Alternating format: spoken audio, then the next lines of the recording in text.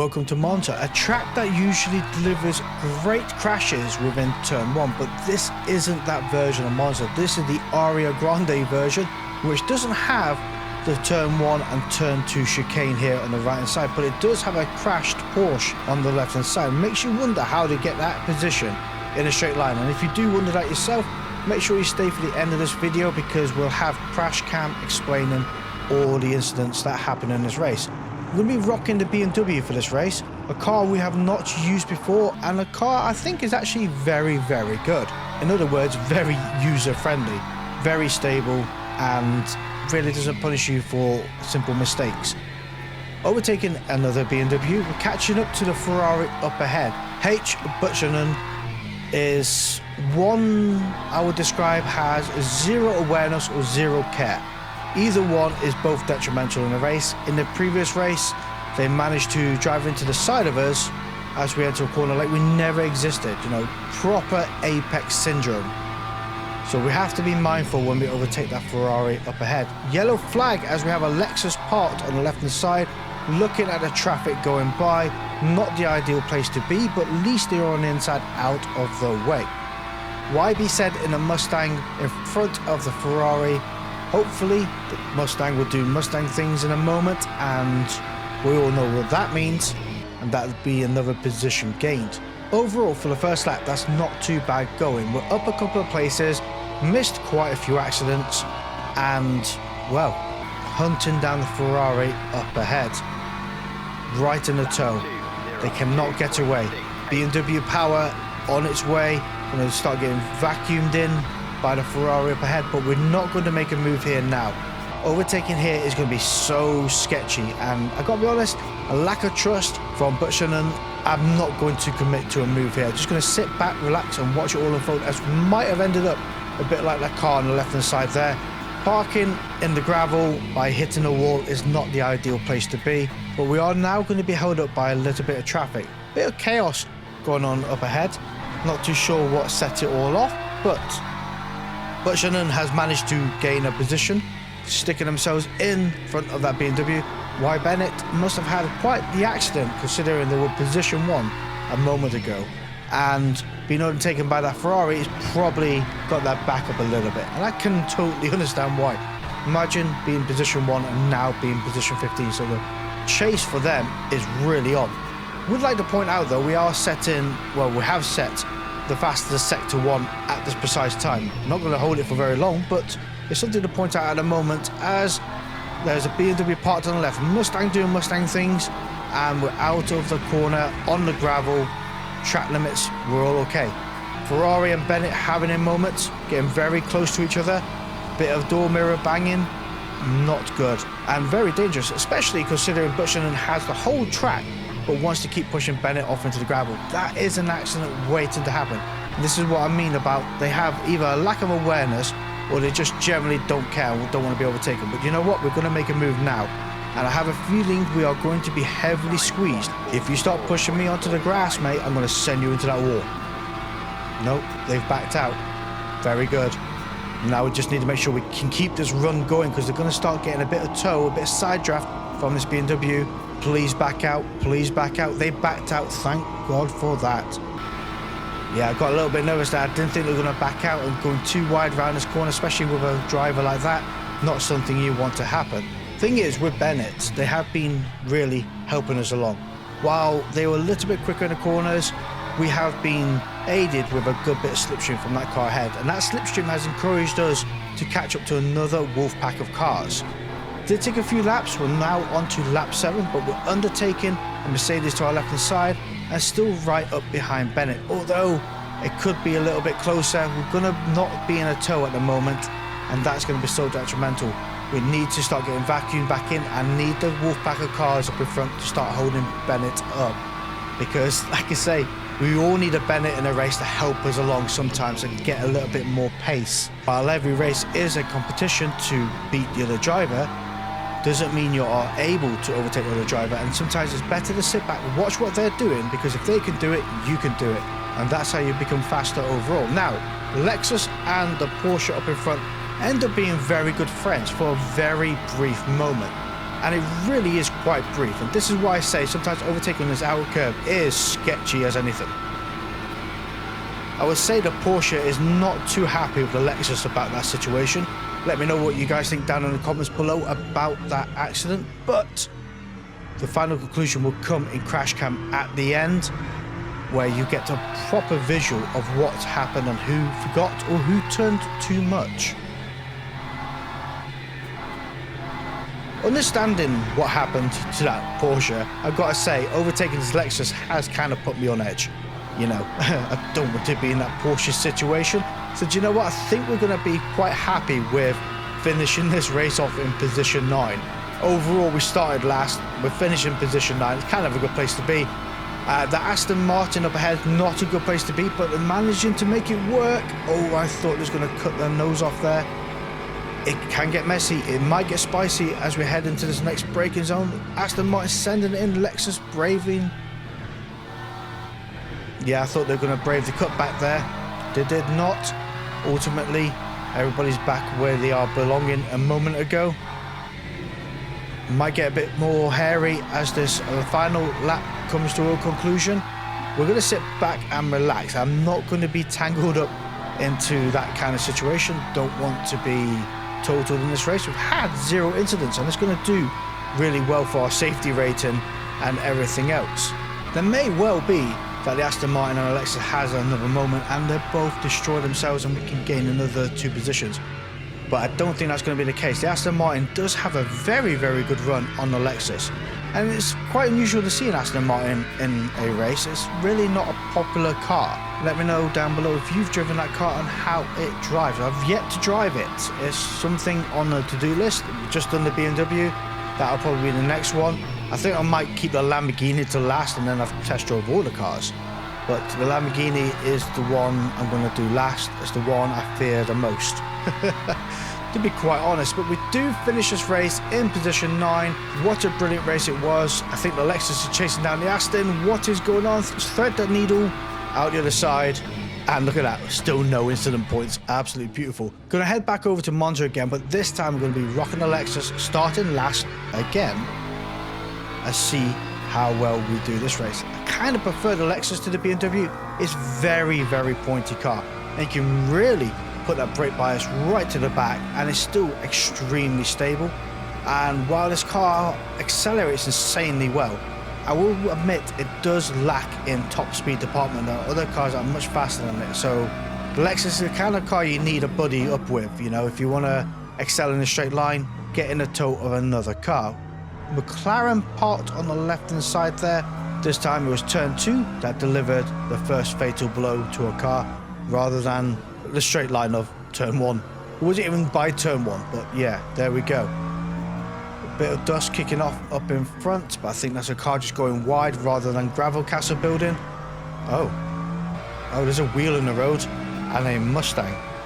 Yeah, them two do end up saying some quite wordy things in chat on the left side, so thankfully my big head is in the way of not seeing the outcry of what happened there. Anyway, come out to the side, we gain a few places.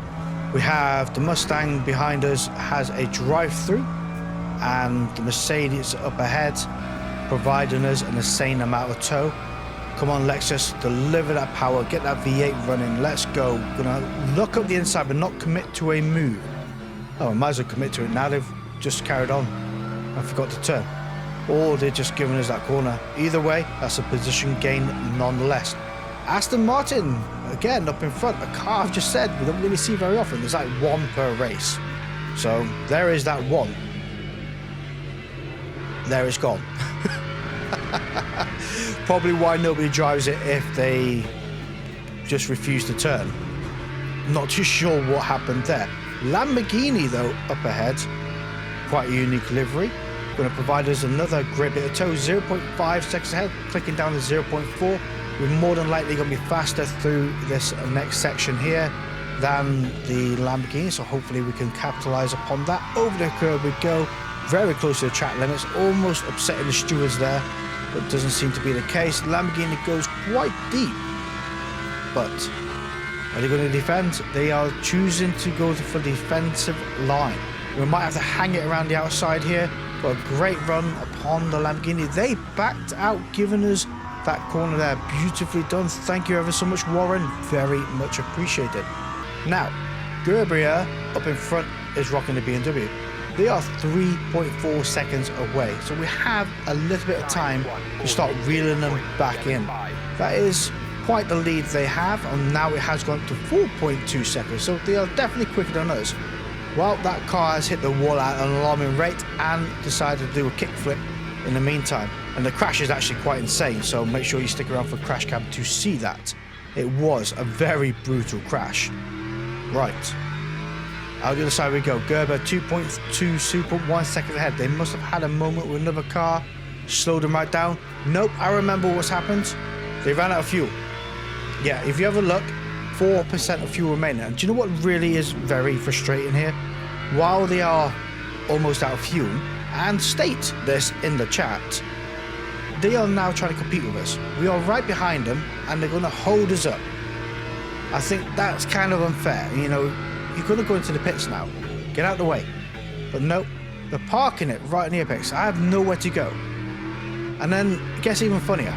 They get out of the way and crash. So now I've lost quite a few seconds to the next Lexus up ahead, who is Paley 6 seconds away. And that is the person we need to hunt down. I want to beat the next Lexus. 6 seconds to find. Let's get it on. There's a Porsche up ahead. I think the Porsche has had a moment and crashed because we're really reeling them in. Yep, there's a wheel missing on that car. Yeah, that's pretty brutal. That's the end of their race, to be quite honest. Paley, 5.1 seconds away. We're actually setting quite a good lap times as well, 142.3 seconds. And I think we do get our best as a 141 point something. We're getting better, we're getting faster. Paley set at 143, 5 seconds away. 6 laps of this race remaining. 3 laps of the race remaining now. 3.7 seconds away. Our best lap time up to now is a 141.886, which I think is very, very good considering. We just need to keep nailing those lap times and start really reeling them in. 1.4 seconds away now. They are so close, but we only have this lap and 1 lap after this remaining. Time is of the essence. We really need to start nailing every section and making that move. It's going to be so difficult to overtake that car as well, because we're now on the final lap. Only a few more corners to go. Track limit, stewards seem happy. They're not complaining about that track cut there. Well, it wasn't a track cut, but it was very close to it. Paley is now trying to break the toe of this Lexus. I don't mind it. This next section here, we're going to be able to close that door a little bit more, but I don't think we're close enough to be able to do a slingshot move along this back straight. It's going to be so tight. Over the curves we go, right up behind them. Come on, hunt them down. Come on, Lexus, breathe it in. Breathe it in. We can do it. Can we do it? It's getting so close. 0.3 seconds away, 0.2 seconds away into the braking zone, and Paley forgets to turn. Up the inside we go, claiming position 6 for ourselves, overtaking the other Lexus of the race, crossing the finish line in position 6. From last to 6, what a race that was, and what a good drive. It says, good result, thank you. Don't forget to wave to the crowd on your cooldown lap. Nope, just going to pull over here and go straight over to crash cam, where we have an Aston Martin and we have a Porsche. Aston Martin and Porsche become very touchy friendly.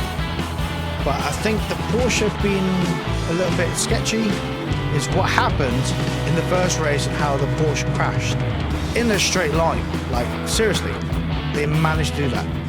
What a save from the Mustang there. Mustang doing Mustang things and managed to pull it off. Oh well, you know what, they didn't. That is a crash. Yeah, poor Mustang driver. Do you know what, he looked awesome and then he didn't. Not happy with the other driver there and lack of awareness, shall we say. Okay, sending it up into this top here. Well, that's how the Lexus ended up parking at the side of the track. I'll be pretty fuming about that as well. This is not a drifting session, but that is a wall whack. A wheel missing, spoiler off, not good for the race. Really not good. 3 wheels on my wagon and they are no longer rolling on. But that's what the Mustang things earlier was. At least the BMW had one beautiful view of everything that's going on. I credit where credit's due as well. They waited for everybody to be out of the way before they committed to passing. See what I mean? This is the Ferrari that was pushing the BMW over. It is a deliberate move to push that BMW. There's no two ways about it.